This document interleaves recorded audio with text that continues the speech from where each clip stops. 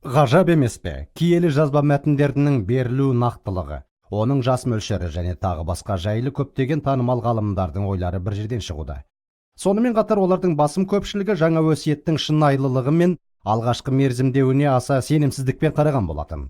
Бірақ та күрделі зерттеулерден кейін олардың көпшілігіне өз ойларын өзгертулеріне тура келді. Міне сіздерге бір мысал. Кембридждегі Тринити колледжінің мұғалімі Робинсон өз кезегінде жаңа өсиет екінші ғасырларда жазылғандығына сенімді болып, және осы тұжырымын ғылыми негізделген деп ойлаған. Бірақ та бір күні оның сөзі бойынша, ғылыми әзіл ретінде ол жаңа өсиеттің барлық кітаптарының жазылу уақытына қатысты дәлелдерді терең зерттеуге шешім қабылдады. Ол таң қалып, және оның шынайы не айтқанын мен оқып кеткім келеді. Мен таң қалдым. Мен зерттеулердің немқұрайлықтарын, дәлелденбей қалған болжамдардың басқарылуын және бұрынғы авторлардың әдейі соқырлықтарына байланысты көптеген жағдайларды анықтадым. Алдыңғы дәлелдердің басым көпшілігі күлге айналды, деп жалғастырады ол.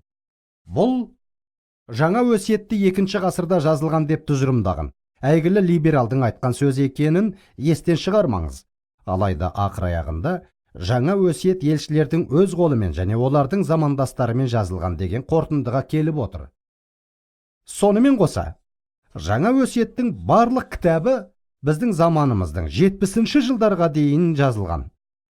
Мұндай куәлік сенім артуға лайық екенін білген жөн. Йель университетінен Миллар Берроуз былай дейді: грек тіліндегі жаңа өсиеттің папирус тілімен салыстырудың тағы бір нәтижесі ол жаңа өсиеттің мәтіні дұрыс аударылғандығына сенімділікті нығайтып отыр. Мәтін керемет нақтылықпен аударылғандығы соншалықты, ондағы берілген ілім жайлы ешқандай күмән болмауы тиіс деп жалғастырады ол.